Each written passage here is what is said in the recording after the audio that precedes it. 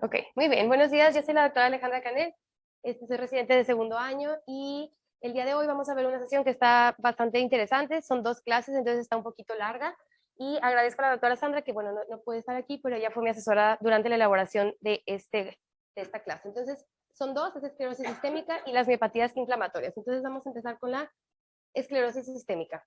Bueno, esta es una enfermedad que es una enfermedad multisistémica, por eso se llama esclerosis sistémica, es decir, va a afectar a todos y cada uno de los órganos del cuerpo. La causa, como muchas de las enfermedades autoinmunes, va a ser desconocida y las manifestaciones van a ser muy heterogéneas, o sea, va a haber muchos fenotipos y muchos cuadros clínicos diferentes y por lo tanto una evolución de cada uno de estos también muy variable. Esclerodermia viene del griego escleros, que significa grueso, y dermo, que significa piel, y entonces esto significaría una piel engrosada y endurecida, que va a ser pues la manifestación predominante de esta enfermedad, o con la que por lo menos vamos a empezar a sospecharla. Bueno, al final la esclerodermia se va a caracterizar por esta autoinmunidad con inflamación crónica, con alteraciones funcionales y estructurales en los vasos de pequeño calibre. Y esto va a producir a la larga de esta inflamación, esta autoinmunidad, pues una fibrosis, les digo, como les menciono, no nada más es de la piel, sino también de todos los órganos internos. Entonces, en cuanto a la epidemiología, esta enfermedad, de hecho, esta y la que sigue son enfermedades bastante infrecuentes, son bastante raras, tiene una incidencia de 18 a 20 casos por millón de habitantes por año y una prevalencia de 100 hasta 300 casos por millón de habitantes. Entonces, como vemos, pues la prevalencia y la incidencia ambas son bastante bajas.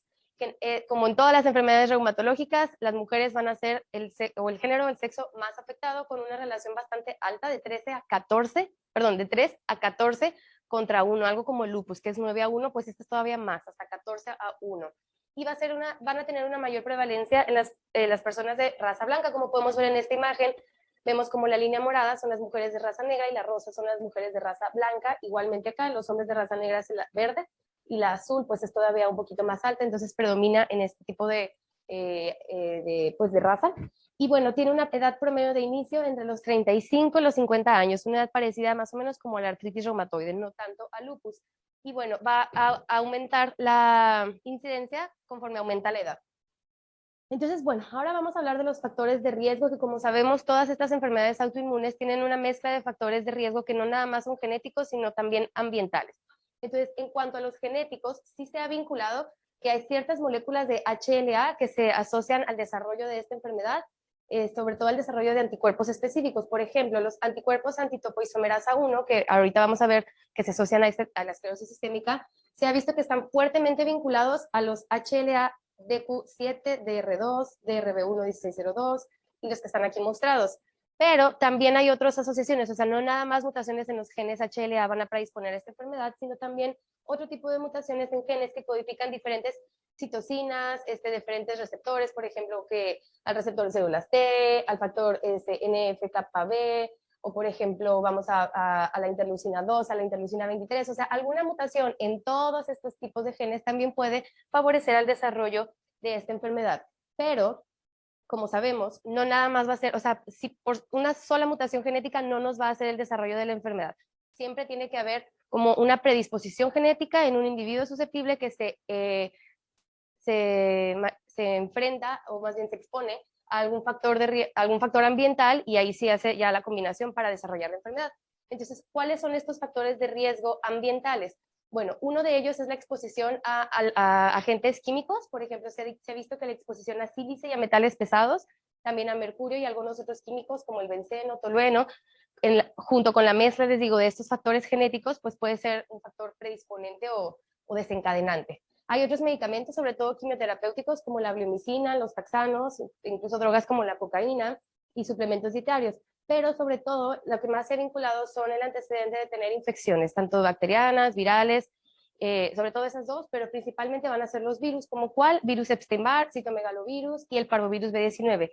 Y esto tiene una razón que se llama microquimerismo, ya que se ha visto que puede compartir, por ejemplo, se retaba en la bibliografía este ejemplo de que el citomegalovirus puede tener un epítopo muy parecido a la topoisomerasa, que va a ser un antígeno al que se va a dirigir los autoanticuerpos que se forman, entonces se hace como una reacción cruzada.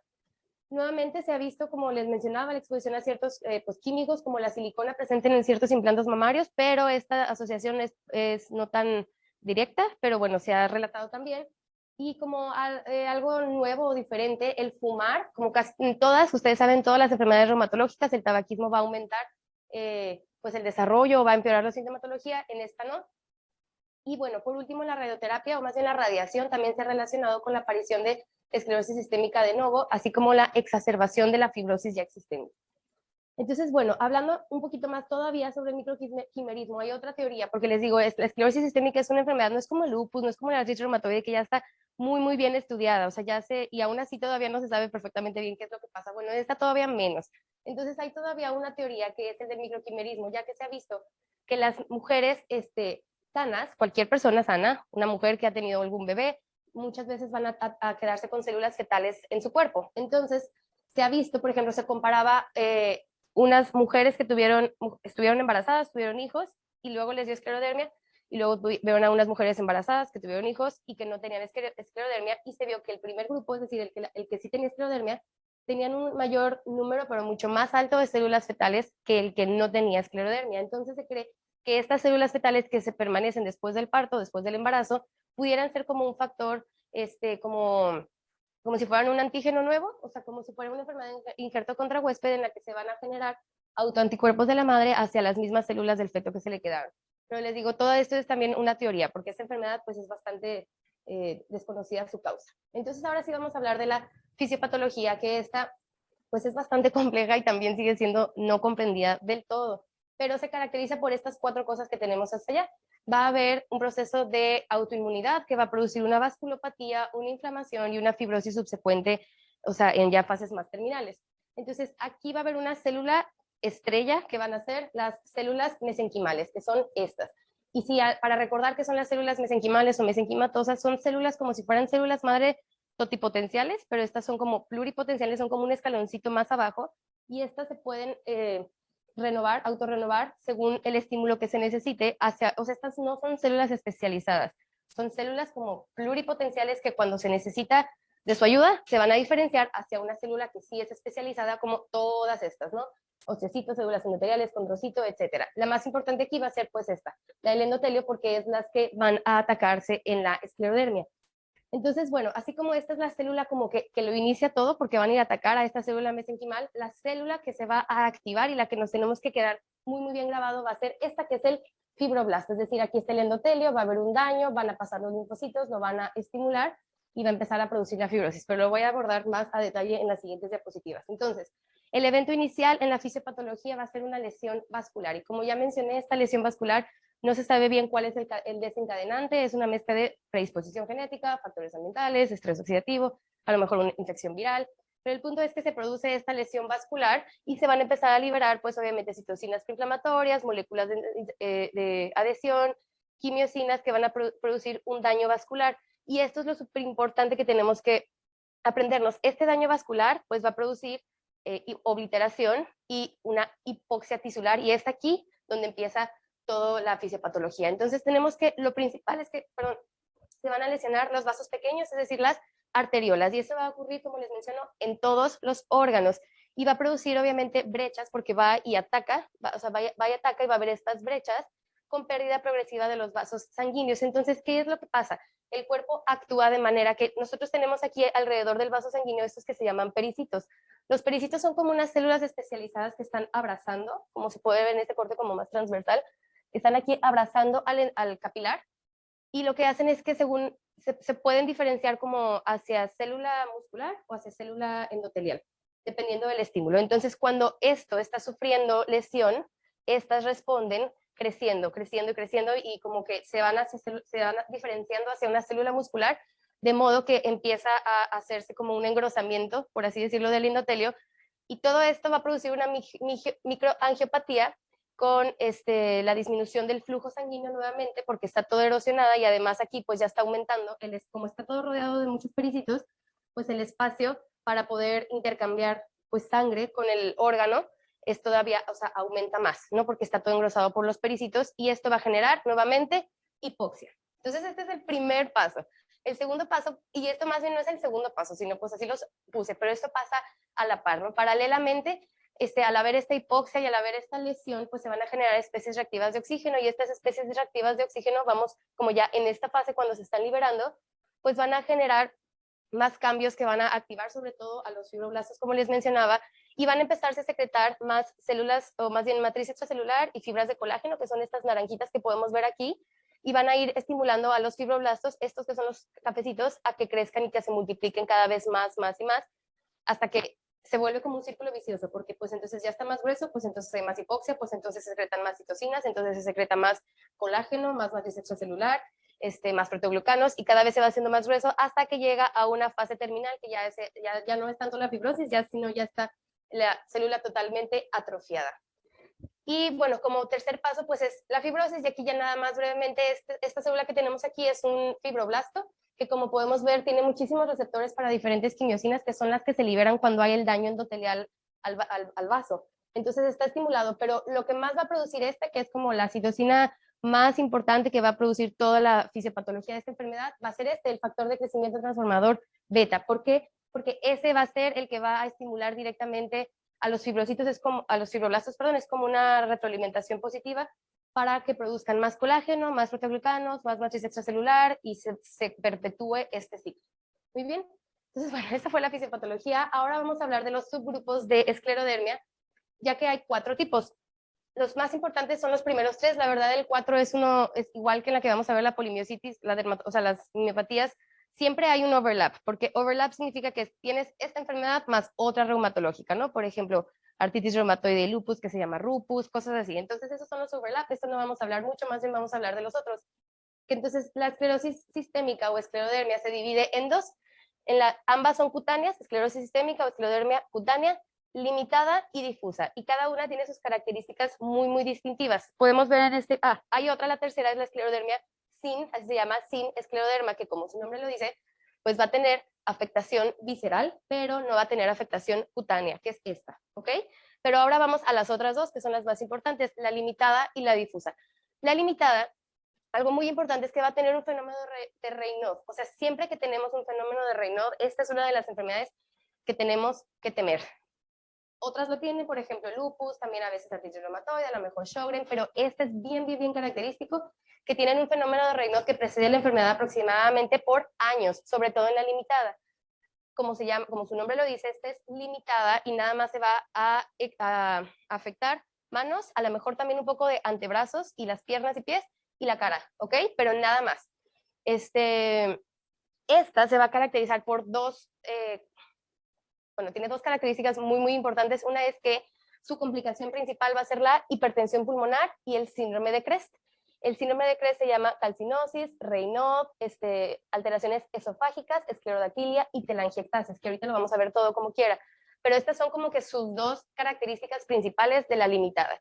Y la otra es esta, que tiene anticuerpos anticentrómero. Yo como que hago mucho la asociación de que es contra el centro, ¿no? La limitada es contra el centrómero, porque la difusa tiene otros anticuerpos. Esta también tiene precedido Raynaud. Les digo, Raynaud es equivalente a pensar siempre en que puede ser una esclerosis sistémica, sobre todo si una mujer de edades de como 40 años, etcétera. Y bueno, va a afectar, pues obviamente, todo el cuerpo, ¿verdad? Por eso se llama difusa. O sea, todo va a tener, o sea, tanto visceral como en la piel. Y esta también tiene su enfermedad característica, que en lugar de ser hipertensión pulmonar, es enfermedad pulmonar intersticial. O sea, ellos les va a dar fibrosis pulmonar más que hipertensión pulmonar. Y sus anticuerpos son los anti-SCL70 y anti-RNA polimerasa 1, 2 y 3. Muy bien, la esclerodermia sin esclerodermia es más tendado como sin la piel, porque van a tener los mismos anticuerpos, ¿ok? Y bueno, ahora sí vamos a ver las manifestaciones cutáneas. Vamos a empezar por estas, porque las manifestaciones cutáneas es la manifestación, como el nombre lo dice, no se llama esclerosis sistémica o esclerodermia. Entonces, esta es la característica universal, a excepción de, pues esta, ¿no? La esclerodermia sin escleroderma, pero les digo, esa es como muy poco frecuente. Entonces, bueno, se caracteriza porque se va a ver una piel que va a estar gruesa, va a tener como un aspecto como, bueno, hinchado, eritematoso. Este edema no tiene fobia, o sea, si nosotros lo presionamos no va a dejar fobia. Y el endurecimiento de la piel o la extensión del endurecimiento de la piel es como directamente proporcional al daño pulmonar, por eso se puede considerar como un biomarcador clínico. Entonces, si yo veo que el paciente ya está con una afectación cutánea muy extensa o ya muy avanzada, pues así va a estar el pulmón, es como un espejo, por así decirlo, la piel del pulmón. Entonces, bueno, la primera fase es esta que les mencionaba, que es la fase edematosa, que esta es la primerita, o sea, antes de que esté dura, primero se hincha, se pone roja, se ve como una dactilitis, lo pueden ver aquí, y se ve brillosa. Lo brilloso es porque como que se está estirando, o sea, apenas ahí va la induración, ¿no? Y bueno, puede tener incluso prurito. Después le sigue la fase fibrótica, que aquí está ya pues una actividad que ya llevaba meses o incluso años, donde la piel ya se vuelve un poco más gruesa. Si la pueden ver aquí, no sé si se alcanza a ver, pero ya está mucho más gruesa, ya pierden los anexos cutáneos, como bien ya no hay vellos, y también se acompaña de lipodistrofia, y la lipodistrofia es como la redistribución de la grasa, donde no debería estar. O sea, donde sí debería estar, se va hacia donde no debería estar, se ven como muy caquéticos y tienen estas manchas características que se llaman en sal y pimienta, que es como un vitiligo. Y ya la fase atrófica es esta que tenemos por acá, en la cual la piel ya se adelgaza muchísimo. Si nosotros vemos y hiciéramos esto, podemos ver cómo se eleva bastante, ¿no? O sea, bueno, yo lo veo muy elevado y aquí miren, entonces lo más que se puede es esto, o sea, la piel ya está bien endurecida, no pierde toda su flexibilidad porque está toda sustituida por colágeno. Y bueno, la apariencia aquí pues ya no es inflamatoria, ya no se ve roja, ya no se ve hinchada, y lo que sí pasa es que les da esto que se llama esclerodactilia, que son una forma como de, la piel está ya muy endurecida y forma ya como contracturas, incluso pueden tener luxaciones, subluxaciones de tanta contractura que produce la piel tan rígida y estirada, ¿ok? Y bueno, ahora vamos a hablar de las manifestaciones orales. Estas son 3 y también son muy frecuentes. La primera es esta fase, que nosotros le llamamos fase enmascarada o fase inexpresiva, que no tienen ya expresión incluso de lo endurecido que tiene en la cara.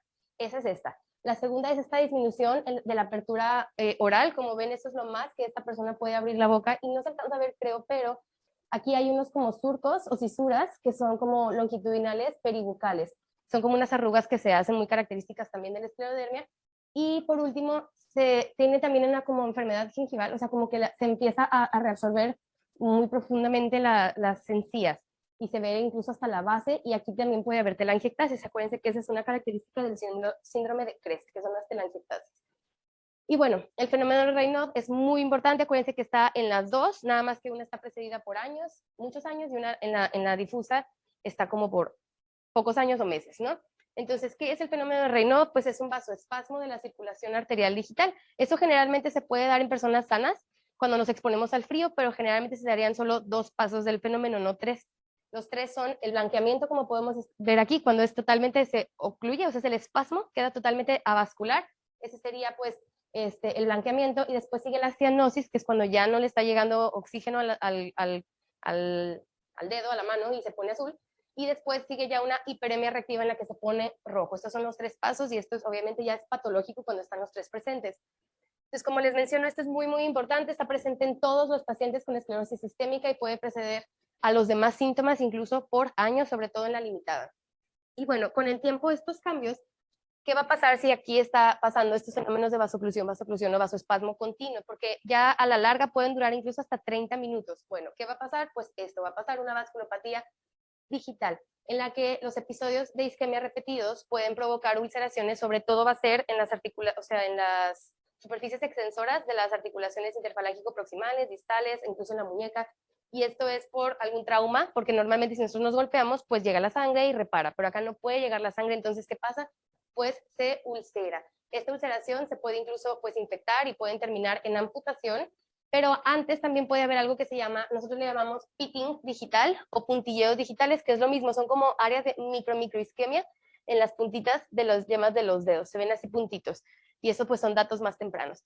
Eso generalmente, la vasculopatía digital se asocia con un peor pronóstico, porque acuérdense que es así como está en la piel, así están los órganos internos, y generalmente es más en la difusa, que es como la más agresiva. Y nuevamente otra vez con anticuerpos anti-SCL70, que eran de la difusa. Después está la capilaroscopía. Estos pacientes que tienen estos cambios en las manos, en las pieles, vamos a hacer a todos una capilaroscopía, porque es una herramienta muy importante para evaluar a los pacientes que tienen el fenómeno de Raynaud y para ver qué tanta vasculopatía ya hay. Y esta se divide en fases. Por ejemplo, es normal, donde podemos ver las astas de capilares que se ven muy bonitas, se ven delgadas, se ven redondas, no se ven muy tortuosas, y se ven en un número como abundante. Si nos vamos acá a la enfermedad temprana, podemos ver cómo ya está disminuyendo un poco el número, y sobre todo los capilares ya se están haciendo un poco más gruesos, están perdiendo su estructura normal, y vean cómo aquí ya tenemos megacapilares, así se llaman, megacapilares. Pero ya en la enfermedad más tardía, fíjense, aquí ya ni siquiera están estos un poquito gruesos, ya ni hay, están todos gruesos, todos hechos bolas, ya no hay casi más capilares, Y ya en la fase tardía, ya más un poquito más avanzada, vemos cómo ya se están tratando de formar unos nuevos vasos. Eso se llama neoangiogénesis, pero tienen una arquitectura aberrante. Y bueno, también ya hay pérdida de los capilares, como en aquella foto, y aquí ya vemos incluso áreas totalmente avasculares. Entonces, eso es lo que pasa en los dedos y en todo el cuerpo, ¿ok? Y bueno, entonces, como les digo, esta clase en específico es como muchos datos de cuadro clínico porque pues afecta todo el cuadro, todo el cuerpo. Entonces, vamos a mencionar lo más importante, son las manifestaciones gastrointestinales. Estas son las que se ven en el 90% de los pacientes. O sea, ya hablamos de lo de la piel, ¿no? Pero después de la piel sigue el tracto gastrointestinal y lo más común va a ser una disfagia, que generalmente va a ser a sólidos, no a líquidos, y este es el síntoma por los que los pacientes también se van a quejar bastante. Tienen también además reflujo gastroesofágico y pueden presentar esofagitis, estenosis esofágica o incluso esófago de Barrett. Mira, aquí podemos ya ver una esofagitis crónica, cómo se ve todo eritematoso pues el esófago. También pueden tener incluso dolor retroesternal, episodios de pseudoobstrucción, y pueden tener tos y microaspiraciones que va a favorecer la enfermedad pulmonar intersticial, que ya de por sí ellos tienen un aumento de riesgo de esta. También pueden tener en el estómago, pueden tener saciedad temprana, dolor, náusea, vómito, etcétera, pero tienen esto que se llama ectasia vascular antral gástrica, que es que así como se acuerdan en la capilaroscopía, como se veían aquí los vasos todos dilatados, todos grandotes, pues acá lo mismo, se hacen como más tortuosos, muy grandes los vasos sanguíneos del estómago, sobre todo en el antro, y empiezan a sangrar y pueden tener episodios de sangrado de tubo digestivo. Y bueno, esto es en cuanto a las manifestaciones gastrointestinales. Le siguen en frecuencia las manifestaciones pulmonares, y estas a lo mejor son la segunda en frecuencia, pero son la causa más importante de mortalidad. ¿De qué van a fallecer? Pues de alguna de las complicaciones que ya les había mencionado. Acuérdense que la esclerosis sistémica difusa lo que va a tener es enfermedad pulmonar intersticial, y la esclerosis sistémica localizada va a tener hipertensión arterial pulmonar. ¿Cómo se manifiesta cada una? Bueno, la enfermedad pulmonar intersticial, pues lo que pasa es que hay fibrosis en el pulmón, entonces va a haber los característicos estertores en velcro, se escucha literal como un velcro cuando respiran, tienen disnea, tienen tos, bueno, ahí están los estertores en velcro, y la hipertensión arterial pulmonar, pues ahí lo que pasa es que está fibrosado, pues los vasos sanguíneos, entonces no dejan pasar la sangre, entonces ahí lo que va a pasar es más bien como una insuficiencia cardíaca, pero del lado derecho va a haber disnea de esfuerzo, fatiga, dolor torácico, puede haber síncope, hipoxia con ejercicio, y pues en las fases ya más crónicas el cor pulmonar. Y bueno, acuérdense que si nosotros les hacemos algún tipo de prueba a estos pacientes prueba pulmonar, vamos a ver que el efecto ventilatorio va a ser restrictivo, no obstructivo como en el asma. Aquí hay una fibrosis que ya no deja que se pueda expandir el pulmón. Y si nosotros tomamos un atacar, es decir, un ataque de alta resolución, vamos a ver vidrio esmerilado e incluso patrón como en abeja, ¿cómo se llama? Honeycombing, en panal de abeja, gracias.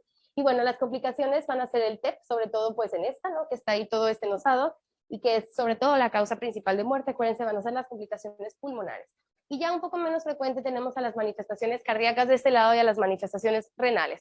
En las cardíacas la verdad es que no hay mucho que decir de estas, simplemente que se puede haber afectado cualquier parte del corazón, es decir, pues cualquier capa del corazón, y puede estar asintomático hasta tener insuficiencia cardíaca, pueden tener derrame pericárdico, arritmias, isquemia, microinfartos, etcétera. Obviamente va a llevar un mal pronóstico, pero no es tan común como las otras, del 10 al 50%. Y este sí es un poquito más común, el 60-80% van a tener involucro renal, sobre todo la difusa, y van a producir fibrosis vascular, acumulación de colágeno, lo mismo, es fibrosis, les digo, en todo el cuerpo. Van a presentar microalbuminuria, elevación de creatinina, y pueden tener hipertensión, pero no siempre progresan en enfermedad renal crónica, se mantienen más o menos estables, a excepción de una manifestación muy importante que es característica de la esclerosis sistémica difusa, que es la crisis renal esclerodérmica. Esto sí es una urgencia, porque se te puede morir de una emergencia hipertensiva. Entonces, ¿cómo se caracteriza? Bueno, los pacientes van a mostrar un inicio abrupto de hipertensión muy marcada, generalmente es resistente a tratamiento, y un inicio, ahora sí, ellos sí, tienen un inicio agudo de insuficiencia renal oligúrica y un ego con proteinuria leve y pocas células, y la hemólisis microangiopática con anemia y trombocitopenia. Es como si fuera un síndrome hemolítico urémico.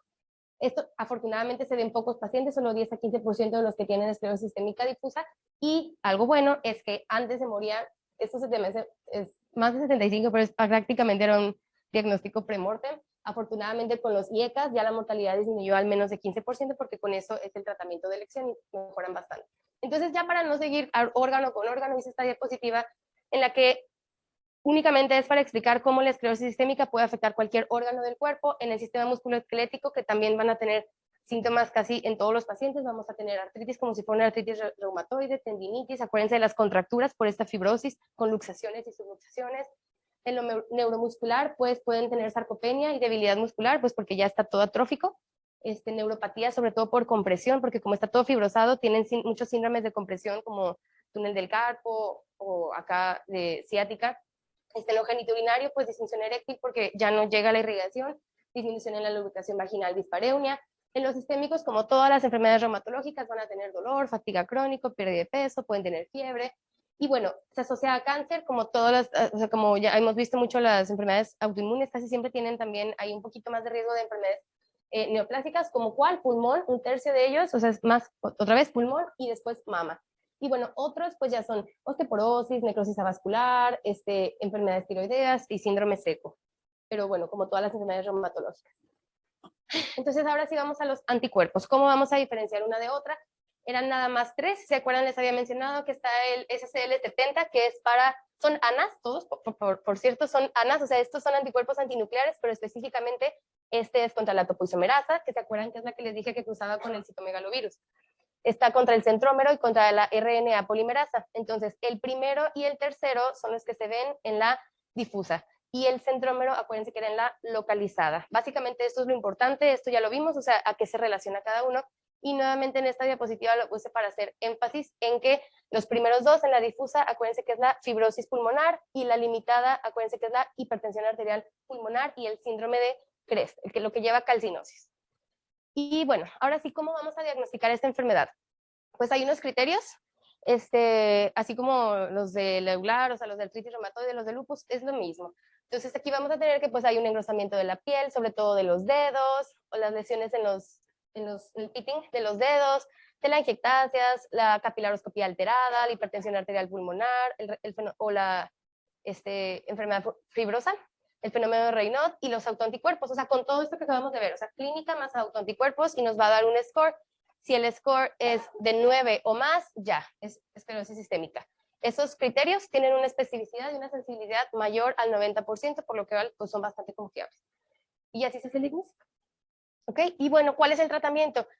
Bueno, el tratamiento es ahora sí que sintomático, dependiendo del órgano y el síntoma que le esté dando al paciente va a ser el tratamiento. Entonces es bastante pues desalentador porque no hay algo que los ayude mucho. Entonces, por ejemplo, si tiene caries, pues ir con el dentista. Si tiene un síndrome seco, pues le podemos poner pilocarpina. Si tiene disfagia o acidez, pues le podemos dar inhibidores de bomba de protones, elevar la cabecera y así sucesivamente. O sea, no hay mucho que hacer.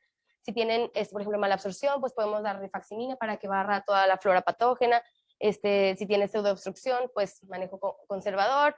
Para el Raynaud sí hay para esto sí es donde más hay tratamiento muy específico, que es para la hipertensión arterial pulmonar. Hay un antagonista del receptor de endotelina, que bueno, la endotelina era una de las, no sé si se acuerdan de la imagen que estaba el fibroblasto, pero bueno, la endotelina era una de los, pues, sustancias que activaba los fibroblastos, entonces es un antagonista que es el bosentan. También está estimulantes del óxido nítrico, el sildenafil y los antagonistas de la prostaciclina, que son estos, ¿no? Epoprosterenol y liloprost. Estos son para la hipertensión arterial, pero para la fibrosis también está que se llama inhibidores de quinasa, que se llama nintedanib. Ese es bastante eficaz para evitar que siga progresando. Y para el Raynaud lo que se ha visto que sí funciona bastante son los calcio antagonistas. Esos se dan y pues mejoran muchísimo. Y bueno, como les había mencionado, para las crisis hipertensivas, el Anapril. Ahora, también se puede dar, como siempre, esteroides e inmunosupresores, pero bueno, esto pues es tratar de reducir la progresión de la enfermedad y pues las complicaciones. Generalmente se dan para los pacientes que tienen la afectación cutánea muy difusa, grave o que va progresando muy rápido. Si tienen enfermedad pulmonar intersticial, obviamente desde ahí ya nos agarramos con los inmunosupresores, y si tenemos obviamente pues mejor, pero es muy, muy caro. Para miocarditis y para si tiene una acompañación de miocardía inflamatoria grave o la artritis, pues se puede dar cualquiera de estos inmunosupresores, se puede incluso dar inmunoglobulina intravenosa y biológicos como el rituximab y el tocilizumab. Y bueno, ¿cuál es el pronóstico? Si una amiga de reumatología me decía, si yo tuviera que escoger la peor enfermedad reumatológica que me pudiera dar o que le pudiera dar a alguien, sería esta. Esta es la que tiene peor pronóstico, mayor mortalidad, bueno, aquí lo dice, de hecho, mayor mortalidad de todas las enfermedades reumáticas, hasta 4 veces más que cualquier control sano. Y obviamente va a estar influida pues por el tipo o sea, el subtipo, ¿no? No es lo mismo que si fuera localizada, que si fuera difusa, o sea, y depende pues también de las complicaciones. Entonces es muy variable elegir un pronóstico, pero bueno, los factores de mal pronóstico son que tenga una enfermedad cutánea difusa, enfermedad pulmonar, hipertensión arterial pulmonar, perdón, afectación renal o cardíaca, afectación gastrointestinal grave, porque acuérdense que sangran, anticuerpos anti-SCL70, y bueno, sexo masculino, edad avanzada, y pues que tenga neoplasias. Todos estos son factores que van a fomentar un peor pronóstico. Y bueno, eso fue todo de la esclerosis sistémica. Ahora vamos a hablar de las miopatías inflamatorias. Bueno, las miopatías inflamatorias nuevamente son un grupo muy heterogéneo de enfermedades, es muy parecido a este en el sentido de que no se sabe bien la causa, no se sabe bien la fisiopatología y hay muchos subtipos también y muchos tratamientos y muchos pronósticos. O sea, es muy, muy heterogénea, por eso se llama miopatías inflamatorias. Entonces, esto va a haber pues una enfermedad autoinmune, va a haber autoanticuerpos contra ciertos epítopos específicos del músculo que van a producir al final pues debilidad muscular, un infiltrado inflamatorio y pues un involucre variable de otros órganos. Esta es la clasificación, así como la otra la habíamos dividido en cutánea, difusa, localizada y salud. Y la cinesclerodermia y el overlap, este es más o menos igual. Está la polimiositis, la dermatomiositis, la miositis por cuerpos de inclusión, la miositis autoinmune necrotizante y el overlap, ¿no? La miositis con sobreposición. Entonces son estas, vamos a llamarle estas 4. De esta no voy a hablar porque es lo mismo que las pasadas con otra enfermedad reumatológica. Bueno, vamos a hablar de la epidemiología. Esta es todavía menos frecuente que la esclerosis sistémica, 11 casos por millón por año, la verdad es muy, muy, muy poco frecuente, afortunadamente, y una prevalencia de 12 a 14 por 100,000 personas. Esta, igual que todas las reumatológicas, es más común en mujeres, pero esta sí es mucho menos, o sea, 2.5 a 1. O sea, aquí sí los hombres ya empiezan a verse un poco más afectados, sobre todo si es la de miositis por cuerpos de inclusión. Y esta diferencia de la otra, que era más común en pacientes o en personas de raza blanca, esta va a ser más común en personas que tienen antecedentes, o más bien, pues sí, afroamericanos, con una relación 3 a 4 a 1. Aquí la edad de inicio es de las enfermedades reumatológicas que inician a edades más mayores, más casi siempre es más de 50, 60 años, a excepción de la dermatomiositis. Esa es la única que tiene doble pico, o sea, sí puede desde los 5 a 15 años y otra a los 50 años, pero todas las demás casi siempre van a ser más de 50 años, ¿ok? Entonces esta hay que grabárnosla como que es una enfermedad de mayores de 50 años. Y bueno, la etiología nuevamente va a ser una persona que tiene ciertas alteraciones genéticas, que se va a exponer a ciertos factores ambientales y que esa combinación va a predisponerlo para desarrollarla, pero no se sabe bien todavía cuál. Hay varios genes, uno de ellos son los HLA-DRB1, o sea, por ejemplo, el 103 se relaciona con el desarrollo del síndrome, bueno, los anticuerpos anti-HO, ahorita lo vamos a ver, pero te da algo que se llama síndrome antisintetasa. El DRB, aquí es DRB108, es más en raza afroamericana, el DRB111 es para la miositis autoinmune, y la de cuerpos de inclusión es el DRB01. O sea, cada una es como que tiene su alelo HLA, pero tampoco es como súper frecuente, simplemente es lo que se ha visto. Entonces va a ser, también hay otro tipo de mutaciones, o sea, así como en la esclerosis sistémica, no solo en los alelos HLA, sino también en otros genes que pueden participar en la regulación, sobre todo de citocinas proinflamatorias, de receptores de linfocitos T, cascadas de inflamación corriente abajo, etc. Entonces, cualquiera de estos. Y también hay factores de riesgo ambientales, ahorita los vamos a ver, que son justo estos. Entonces, vamos a empezar con la radiación.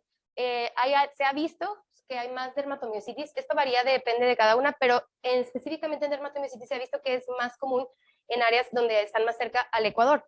Eso se ha relacionado porque se ve que hay una alta expresión de anticuerpos antimidos, que son los de la dermatomiositis, o sea, que la radiación induce la producción de estos anticuerpos. Por eso hay más dermatomiositis en las áreas cerca del Ecuador que en las que están lejos. La relación del tabaquismo, se ha visto que el tabaco sí como interacciona con los alelos HDLA y sí aumenta el riesgo de, sobre todo, el síndrome, otra vez, anticuerpos anti-HO, que es el síndrome antisintetasa, que ahorita lo vamos a ver. Como todo está de moda, ya sabemos, la vitamina D en todos los padecimientos pues inflamatorios, autoinmunes, se ha visto que niveles bajos de vitamina D también puede ser un factor de riesgo, y medicamentos como por ejemplo estatinas y fibratos, esto sí está bien evidenciado, no es tanto que lo induzcan, sino que se pueden parecer o si pueden empeorarla. De hecho, siempre a todos nuestros pacientes que les iniciamos, por ejemplo, atorvastatina, siempre hay que decirles que puede haber un factor de riesgo, o sea, más bien un evento adverso, pero esto es por el medicamento, ¿no? Que puedan tener debilidad muscular. Si es así, pues pedimos CPK para ver si está elevada o no y los podemos suspender, pero se quitaría al suspenderlos, cosa que no se quita en estos pacientes. Después la cloroquina pues es un antipalúdico que también, como sabemos, se puede utilizar para enfermedades reumatológicas y lo que hace es que hacer como rash similares a los de la dermatomiositis. Nada más por eso, y también se ha visto que algunos anti-TNF utilizados sobre todo para artritis reumatoide pueden ya sea desencadenar o empeorar la dermatomiositis. Y bueno, como siempre, acuérdense, infecciones, sobre todo, pero aquí sí, fíjense, virus, bacterias y parásitos. O sea, estos pueden producir o sea, las polimiositis, las miopatías inflamatorias, perdón, ya sea directamente, o sea, por una inflamación aguda del músculo, o si se quedan latentes, pueden cronificarse y producir una inflamación como, pues, o sea, crónica latente que produzca como antígenos a los que vayan a atacar nuevamente, como por este fenómeno de microquimerismo.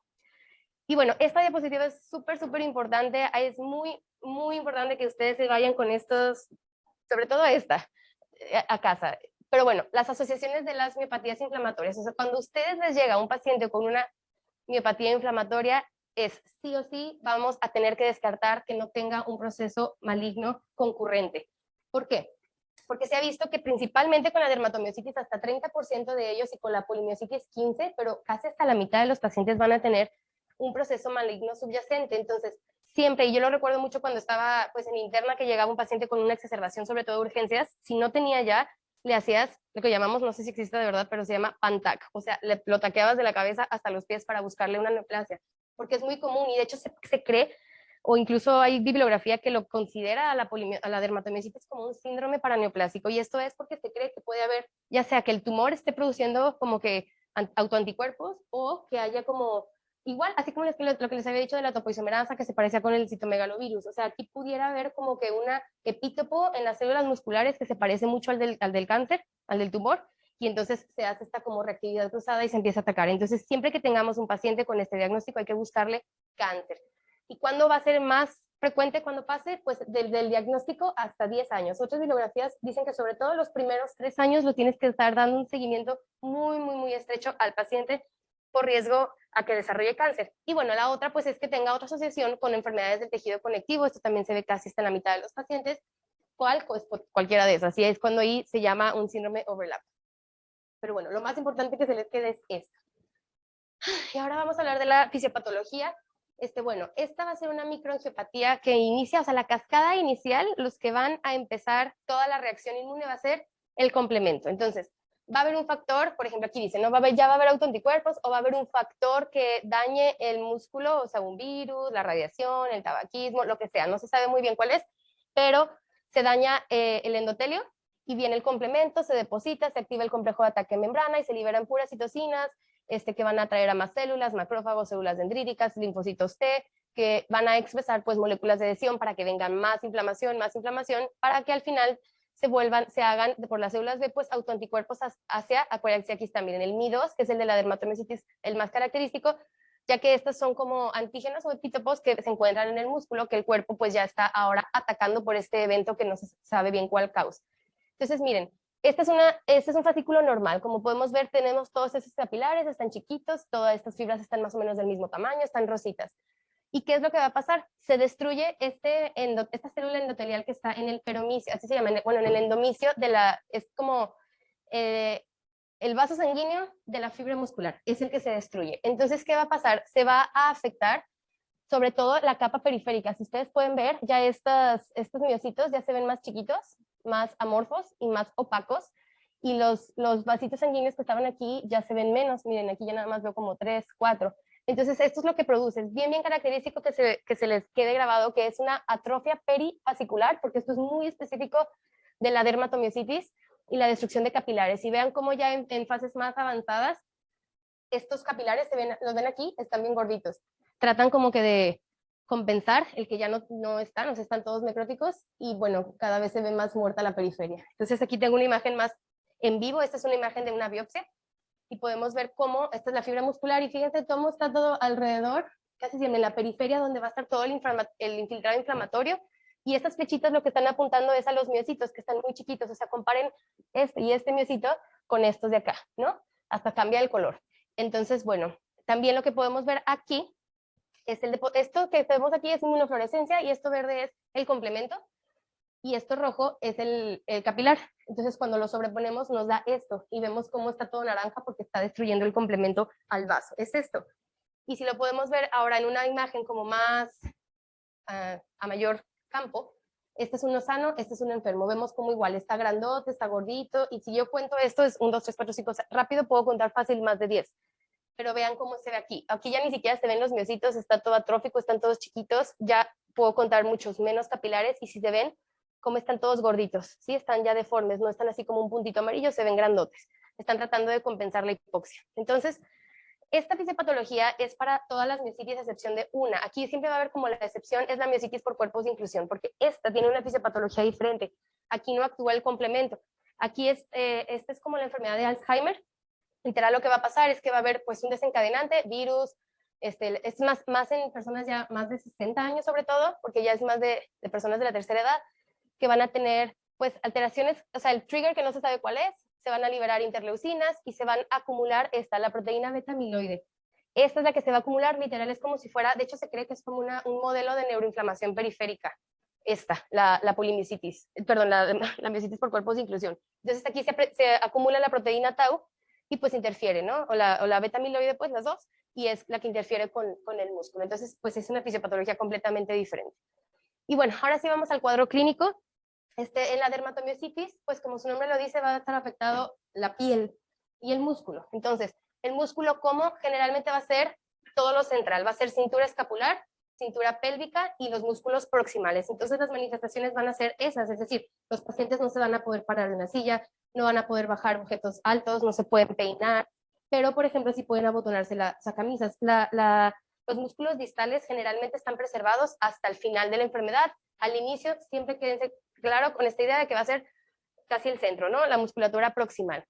El inicio casi siempre es insidioso, progresivo, de meses a años. En un subtipo de pacientes sí puede ser un inicio agudo, pero en general va a ser tardado.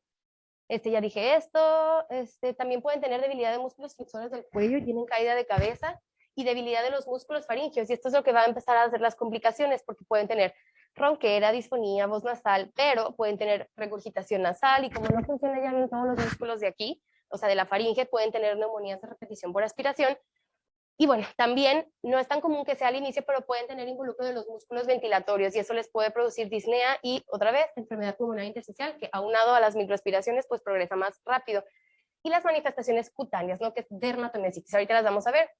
Y como siempre, acuérdense, fatiga, fiebre, peso, mialgias y prurito, los síntomas constitucionales, y algo muy característico, como va a estar alterado o van a estar pues lesionados los músculos, van a estar elevadas las enzimas musculares, que son las CPK, LDH, AST, ALT, aldolasa también. Y bueno, la polimiositis la dejé así como es que la dejé hasta allá porque la verdad es que la polimiositis es un diagnóstico de exclusión. Esta ni va a tener anticuerpos, esta sí tiene anticuerpos, ahorita las vamos a ver, no va a tener anticuerpos, no va a tener como nada característico. Entonces, una vez que yo diagnostiqué todas las demás, ya puedo decir que es una polimiositis, ¿ok? Esta es la más rara, de hecho, generalmente se les dice que tienen polimiositis, pero en realidad tienen una miositis por cuerpos de inclusión o una miositis autoinmune necrotizante. Entonces, pues, ¿cómo se diagnostica? Pues es igual esto mismo, o sea, miopatía proximal subaguda, en pacientes que no tienen involucro cutáneo y que tampoco tienen las características de las otras miositis que vamos a ver ahorita, y que no están con estatinas, no están con fibratos, no tienen ninguna endocrinopatía, y así es un diagnóstico de exclusión, no hay algo característico de la polimiositis. Entonces vamos a hablar un poquito más de la dermatomiositis, porque aquí tenemos dos signos que son patognomónicos, o sea, estos sí son porque son de la polimiositis, perdón, de la dermatomiositis. Una es esta, que son las pápulas de Grotón, que son pápulas, como su nombre lo dice, pápulas sobre todo, casi siempre en las superficies extensoras de las interfalángico-proximales, distales y las metacarpofalángicas. Son estas. Hay veces que no está tan papular la erupción y se llama signo de Grotón, que es este que está ahí, ¿no? O sea, si solo está eritematoso, se llama signo, si tiene pápulas, se llaman pápulas de Grotón. Y la otra manifestación dermatológica muy importante es el rash en heliotropo, que es esta erupción como rojiza, violácea, periorbitaria, que puede tener incluso un poquito de edema, y entonces estos dos son los súper importantes de dermatomiositis, que eso venía en nuestro examen de grado, por cierto, una pregunta de esto. Nos decían que tenía un paciente de esto, ¿se acuerdan? Bueno, muy bien. Después hay otros signos que son un poquito menos específicos. Acuérdense que les mencioné al inicio que la radiación en esos pacientes exacerba mucho la enfermedad, entonces pueden tener mucha fotosensibilidad y se manifiesta diferente. O sea, el punto es que se van a ver eritematosos básicamente, pero tienen diferentes nombres. Este se llama signo V, Este que está acá atrás, como en el cuello, en los hombros, se llama enchal, que es que dice shawl sign, y luego está el holster sign, que es, le llamaban signo de la funda o de la cobija, que es lo mismo, pero acá, que es este de acá. Y pueden tener también en superficies como los codos, los tobillos, estas erupciones como eritematosas, ¿no? Después está estos signos, que también es muy característico, el eritema lineal, sobre todo de la dermatomiositis, que pues literalmente están todos eritematosos, las superficies extensoras de las manos. Y esta que está aquí, que se llama manos de mecánico, esta es característico del que les mencionaba, que se llama síndrome antisintetasa. O sea, el síndrome antisintetasa es como un subtipo de las miopatías inflamatorias, sobre todo la overlap, que tiene característicamente anticuerpos anti-Jo, ahorita lo vamos a ver, pero esta sí, cuando les digan manos de mecánico, es síndrome antisintetasa. ¿Y qué son las manos de mecánico? Son estas que se ven como áreas de hiperkeratosis, descamativas, sobre todo desde el lado radial, y básicamente es eso, o sea, son las pápulas, perdón, las manos de mecánico. Entonces es en el síndrome antisintetasa. Y también podemos tener, igual que en la esclerosis sistémica, hemorragia. Aquí está periungueal, digo, la otra era en la uña, ¿verdad? Este es periungueal con mucho engrosamiento de la cutícula, eritema periungueal, y este es muy característico de la dermatomiositis, que es la calcinosis, igual que en la esclerosis sistémica. ¿Se acuerdan que tenía calcinosis? Esta puede ser en la piel, puede ser en tejido celular subcutáneo, puede ser incluso en grasa, y el riesgo de esto es que si, pues se puede ulcerar, sobre todo si se golpean y se infecta y se lo tienen que amputar. Y bueno, eso fue la dermatomiositis, ¿ok? Sigue la miositis autoinmune necrotizante. Esta pues es más frecuente que la polimiositis y es 19% de todas. Esta igual nuevamente como todas más en adultos. La característico de esta es que tiene un inicio mucho más rápido que las demás. Días o semanas, y esta es la que más eleva los niveles de CPK, hasta 50 veces, pues lo normal. Esta puede ocurrir igual, no se sabe bien por qué, ya sea espontáneamente o después de una infección viral, puede estar asociada, acuérdense otra vez, a cáncer, algún trastorno de, o sea, alguna otra enfermedad del tejido conectivo, y bueno, nada más. La mayoría tiene anticuerpos anti-SRP o anti-HMG-CR. Esto es súper importante de esta miopatía, y así es como se diagnostica. Y después sigue la miositis por cuerpos de inclusión, que les digo que esta es la que es como la que está aparte, ¿no? Esta es la más común e incapacitante en las personas mayores a 50 años, y esta es muy tardía, fíjense, años también. Tienen una distrofia tardía y esta es asimétrica. ¿Se acuerdan que todas las demás eran simétricas? Más frecuente en hombres, se acuerdan que todas las demás eran en mujeres, mayores a 50 años, y esta tampoco tiene ningún anticuerpo. Acuérdense que era lo de la proteína tau, o sea, aquí no va a haber autoanticuerpo. Y bueno, ¿esta cuándo se va a sospechar? Cuando lo diagnosticamos con una polimiositis, pero no respondió al tratamiento, porque esta, a diferencia de todas las demás, es refractaria a tratamiento. Todas las demás responden muy bien a esteroides. Y bueno, ¿cuáles son algunos datos que aumentan la sospecha? Esto que les decía, les digo, esta es como la excepción a toda la regla que les acabo de decir. Aquí sí inician desde manera temprana los músculos distales, o sea, no pueden, eso que les digo de que abotonarse. Atrofia temprana del antebrazo y del cuádriceps. Miren, este es un cuádriceps, o sea, ni parece un brazo, y está totalmente atrofiado. Y bueno, por eso mismo tienen caídas frecuentes. Y bueno, los músculos axiales también se pueden ver afectados y resulta en algo que se llama camptocornia, que es esto, que los pacientes tienen una flexión anterior, es como si estuvieran un poco jorobados, pero no pueden ponerse erectos, y pueden, lo que les decía, la caída de la cabeza. Y aquí la disfagia ocurre en más del 50% de los pacientes, entonces tienen mucho riesgo de microaspiraciones. Y bueno, está la última, que es la miositis con sobreposición, que esta les digo que se asocia a otra enfermedad de tejido conectivo, pero es aquí donde el subtipo importante del síndrome antisintetasa es el que está. Característicamente tiene estos, anti-Jo, esto es súper importante, también anti-PL7 y anti-PL12, pero el más importante es anti-Jo, y aquí esta es una miopatía inflamatoria, es lo mismo, debilidad muscular proximal, va a tener las enzimas altas, la electromiografía igual que todas, pero miren, esto es como lo característico del síndrome antisintetasa, que va a tener la enfermedad pulmonar intersticial, artritis, Raynaud, fiebre, o sea, se parece un poquito como la esclerosis sistémica, y esto que les decía, ¿no? Las manos de mecánico. Se lo voy a regresar para que se acuerden cuáles eran las manos de mecánico. Ahí, esas, ¿ok? Hay fisuras, hay descamación y hay engrosamiento. Ok, entonces, aquí. Esta es como una tablita comparativa donde nada más podemos ver cómo la edad, la única que hay en niños, pues es la dermatomiositis, toda la demás en adultos. Cómo empieza, casi todas son subagudas o crónicas. La más rápida era la necrotizante. Todas tienen debilidad muscular proximal, pero acuérdense que esta va a ser la excepción prácticamente todas. Todas las demás son muy parecidas, pero bueno, si tienen, por ejemplo, síntomas sistémicos, pues todas, cambios en la piel, pues nada más la que se llama dermatomiositis, la calcinosis también en la dermatomiositis nada más, y bueno, si está asociada a otras enfermedades autoinmunes, pues todas, ¿verdad? Sobre todo, pues, ¿dónde está? Ah, bueno, pues el overlap, que es el síndrome de sintetasa. ¿Y cuáles tienen la asociada a malignidad? Dermatomiositis, ¿ok? Y bueno, nuevamente y brevemente los anticuerpos de dermatomiositis son anti-Mi2 y anti-NXP2. Para la necrotizante asociada, o sea, autoinmune necrotizante eran estos dos, SRP y HMGCR. Y para la de cuerpos de inclusión, acuérdense que no hay. Y para la overlap era el síndrome de antisintetasa, que son los anti-Jo. También estos dos, ¿verdad? Pero sobre todo eso. Y polimiositis, acuérdense que tampoco tiene anticuerpos.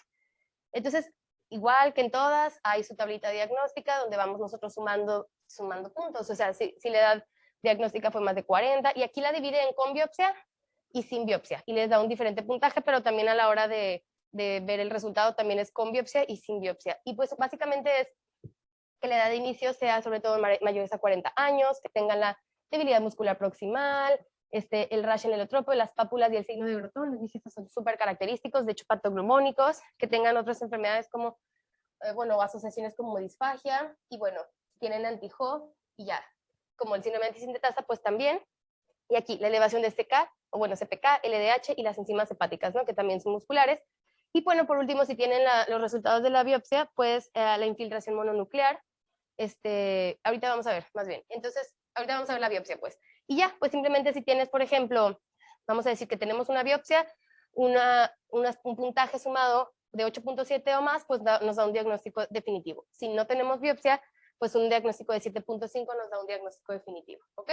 Pero básicamente entonces se basa el diagnóstico en el cuadro clínico, en los anticuerpos y en la biopsia. Entonces vamos a hablar un poquito de la biopsia. Esta es la herramienta diagnóstica más importante, pues porque nos va a lo mejor no a, pues sí, nos va a confirmar el diagnóstico de que tiene una miositis. Entonces es importante para excluir otro tipo de miopatías, sobre todo, por ejemplo, aquellas vasculares, metabólicas. Para eso, vamos a ver como características que vemos en todas las miopatías, como la necrosis de las fibras y esto, ¿no? Este aumento del tejido conectivo, muy importante, con esta degeneración de las miofibrillas. Si ven como en la periferia otra vez están mucho más chiquitas que en el centro. Bueno, eso es, de hecho, es esto, ¿no? La atrofia perifascicular, que esto tiene una especificidad muy alta. Si ustedes como patólogos viéramos una biopsia que tiene atrofia perifascicular, pensar sobre todo en estas miopatías. Y pues infiltración de linfocitos TCD4, CD8, macrófagos y células dendríticas. Después también, de hecho, antes de la biopsia generalmente se hace una resonancia magnética, y esto es para definir cuál es el grupo muscular que está principalmente afectado, y con eso podemos guiar la biopsia. Porque pues si biopsiamos un músculo que no está afectado, pues o sea, no nos va a dar un rendimiento diagnóstico tan alto como si decimos, no, pues ¿no? Que cuadríceps que está súper afectado, aquí biopsio. Entonces básicamente la resonancia es para eso, para evaluar la extensión y la selectividad de la afectación muscular. Y pues lo que va a ver es que en la resonancia se va a ver hiperintenso en T1 y en T2, como esto, ¿no? Se ve así la inflamación, se va a ver edema, y pues vas a ver qué músculo está involucrado. Y por último está la electromiografía. Esta es altamente específica, y la electromiografía es lo contrario. Esta es altamente sensible, pero no específica. Más del 90% de los pacientes van a tener hallazgos en la biopsia, perdón, en la electromiografía. Por eso es útil para todos, pero no te va a decir cuál es el subtipo, simplemente te va a decir que pues está alterado, ¿no? Y sobre todo te ayuda para ver si es activa o crónica dependiendo de lo que encuentres. Entonces, esto, bueno, ya se me hace un poco clavado, pero lo apunté para ver qué es más o menos lo que vamos a encontrar nosotros en una electromiografía, que es, vamos a ver esto que se llama potenciales de unidad motora miopática, que básicamente pues son unidades polifásicas de corta duración y de baja amplitud, actividad espontánea aumentada con fibrilaciones, descargas repetitivas complejas y ondas agudas positivas. Digo, no creo que eso en algún momento nos lo vayan a preguntar, pero nada más es para que sepan que se hace electromiografía y que es muy sensible, poco específica de cada una. Y por último, acuérdense que también estos pacientes, sobre todo los que tienen enfermedad pulmonar, más bien, todos estos pacientes tienen alto riesgo de desarrollar enfermedad pulmonar intersticial, entonces desde el diagnóstico también les tenemos que hacer pues una radiografía, pero la verdad es que no va a aportar mucho, sino más bien un TAC de alta resolución para diagnosticarlo desde etapas tempranas, y también pues unas pruebas de función pulmonar, en el que acuérdense que si tenemos va a ser un patrón restrictivo, porque va a producir pues fibrosis pulmonar. Entonces, sobre todo para los pacientes que tienen anti-Jo, acuérdense que estos son, el síndrome de sintetasa es el que más produce enfermedad pulmonar intersticial, y anti-MDA5, ¿ok? Y bueno, el tratamiento, como ven, otra vez se divide el tratamiento en todas y miositis por cuerpos de inclusión, porque esta no sirve nada, o sea, es refractaria al tratamiento. Entonces el tratamiento es para las otras tres y como en todas las enfermedades reumatológicas se va a basar en esteroides. Este es el tratamiento inicial y va a ser a dosis bastante altas. Este va a ser el tratamiento de primera línea, el de elección, responden muy bien, pero si son dosis altas, es decir, prednisona 1 miligramo por kilo, máximo 100. O sea, imagínense 100 miligramos de prednisona al día por 6 semanas. O sea, sí son dosis bastante altas, pero pues ni modo, así se tiene que hacer. Y después de estas 6 semanas se puede intentar ver si se destetan. ¿De qué va a depender el destete? 1, del cuadro clínico del paciente y 2, de la disminución de la CPK. Si ambas van bien, ya lo puedo ir destetando. Entonces, si ya lo voy destetando, por ejemplo aquí, que sí respondieron a los esteroides, pues ya lo cambio a algún inmunosupresor como azateprina, ciclosporina, micofenolato hemofetilo, metotrexate. Y también se dan inmunosupresores de inicio cuando el paciente tiene enfermedad pulmonar intersticial, ¿ok? Esas son como las indicaciones. Pero bueno, si el paciente llega con una miopatía muy severa, que está empeorando progresivamente muy rápido, en lugar de darle 1 miligramo por kilo, lo vamos a bolear, ¿ok?